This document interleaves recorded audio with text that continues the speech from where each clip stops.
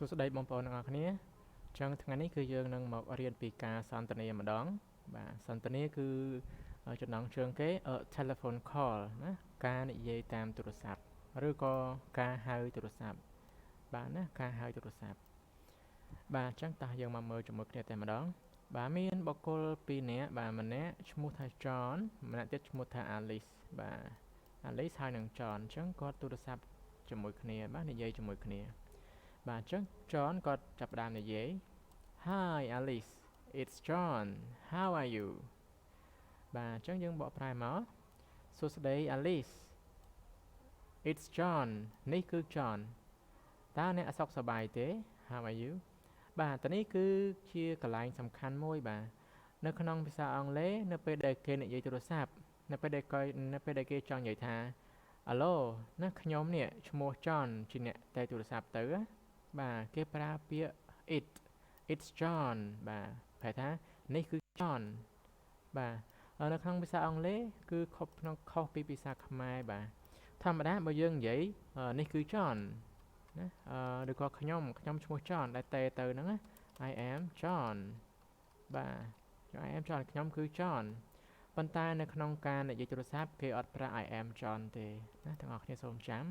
គេប្រើពាក្យ it ណា it's John ណាសួស្តី Alice it's John ណាសួស្តី Alice ខ្ញុំគឺ John ឬក៏នេះគឺ John អូខេតើអ្នកសុខសប្បាយទេ how are you បាទ Alice គាត់ឆ្លើយ Oh hi John Oh John អូសួស្តី John បាទ I was just thinking about you ខ្ញុំបានកំពុងតែគិតអំពីអ្នកបាទ John គាត់ឆ្លើយ That's nice អញ្ចឹងល្អណាស់ណាសប្បាយចិត្តណាស់ I was wondering if you like to go to a movie tonight ខ្ញុំគិតថាឬក៏ខ្ញុំឆ្ងល់ថាតើអ្នកចង់ណាអ្នកចង់ទៅមើលភាពយន្តឬក៏ទៅមើលកុនណាទៅមើលកុន Go to a movie យើងប្រែខ្មែរសាមញ្ញមកគឺទៅមើលកុនអូខេទៅមើលកុននៅយប់នេះដែរឬទេគេកន្លែងហ្នឹង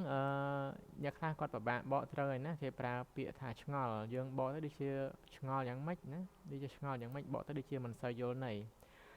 កន្លែងនេះគឺជាការដែលគាត់បបួលណាបបួលបុគ្គលម្នាក់ទៀត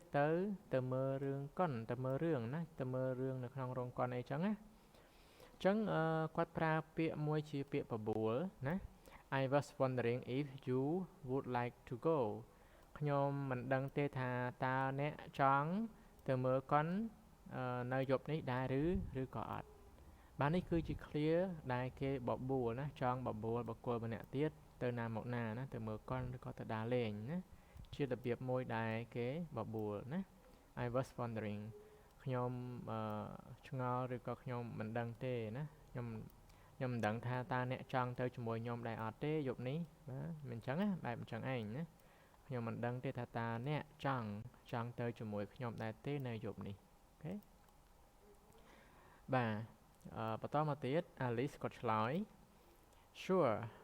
Sure I'd love to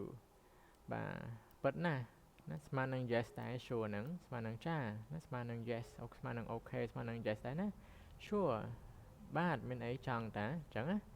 I'd love to ចាខ្ញុំពិតជាចង់ទៅណា love to ណា I would love to ខ្ញុំពិតជាចង់ទៅណា What's playing ណា What's playing តើគេប្រចាំងរឿងអី What's playing តើគេប្រចាំងរឿងអី John គាត់បន្ត I was thinking about the new comedy Lights Out បាទខ្ញុំកំពុងគិតអំពីរឿងថ្មីមួយបាទរឿង comedy រឿងកំ pl ែងបាទខ្ញុំកំពុងគិតអំពីរឿងកំ pl ែងដែលគេទើបបញ្ចេញមួយណារឿងមួយដែលគេទើបបញ្ចេញហ្នឹងមានចំណងជើងថា Lights Out អូខេ What do you think តើអ្នកគិតយ៉ាងម៉េចដែរបាទ Alice ឆ្លើយ Sounds great ស្ដាប់មើលទៅល្អមើលមកទៅរឿងហ្នឹងណា Sounds great បាទ John គាត់បន្តទៀត Okay I'll pick you up around 7:30 បាទអូខេណាបាទខ្ញុំនឹងទៅទទួលអ្នកនៅប្រហែលជាម៉ោង 7 កន្លះ The movie starts at 8 o'clock អូខេគេប្រចាំងរឿងហ្នឹងចាប់ផ្ដើមប្រចាំងម៉ោង 8 ណា Alice គាត់ឆ្លើយ see you then bye ណាចាំជួបគ្នាតិចទៀតអញ្ចឹងណាលីហើយ see you then ចាំជួបគ្នាណា see you then បាទហើយកន្លែងនេះមានពាក្យខ្លះដែរបាទគ្នាយើងខ្លះដែលអត់ដឹងថាពាក្យហ្នឹងគេទៅសរសេរកាត់ហ្នឹងតើអក្សរពេញហ្នឹងពាក្យអីគេដែរអញ្ចឹងចាំឈើទៅសរសេរឲ្យបន្តិចណាមានពាក្យពីរបីម៉ាត់ដែរណាដែលគេទៅសរសេរកាត់យើងត្រូវចាំនៅក្នុងភាសាអង់គ្លេសគេសរសេរកាត់ច្រើនណាស់នៅក្នុងការនិយាយមិនគេសរសេរកាត់ឲ្យច្រឡំណាគេនិយាយកាត់តែម្ដងណាដូចជាពាក្យនេះណា I'd like ហ្នឹងបាទ I'd like ហ្នឹងពាក្យពេញវាគឺ I would like ណា I would like ណាប្រែថាខ្ញុំចង់ហ្នឹងណាបាទ I would like ខ្ញុំចង់អូខេហើយពាក្យនេះ I'd love ហ្នឹងក៏នេះដែរណា I would love ដែរ I would love ណាខ្ញុំចង់ដែរណា I would love ខ្ញុំចង់ហើយពាក្យមួយនេះ I'll pick បាទ I'll pick ហ្នឹងមកពាក្យថា I will ណា I will pick ណា pick up ណាpick you up ណា I will pick you up ហ្នឹងប្រែថាខ្ញុំនឹងទៅទទួលអ្នកឬក៏ខ្ញុំនឹងទៅយកអ្នកណាខ្ញុំនឹងទៅយកអ្នកអូខេអញ្ចឹងនេះជាការសន្ទនាពីរបៀបដែលគេនិយាយតាមទូរស័ព្ទហើយពីរបៀបនៃការបកប្រែដែរអញ្ចឹងយើងបកប្រែទៅតាមអត្ថន័យ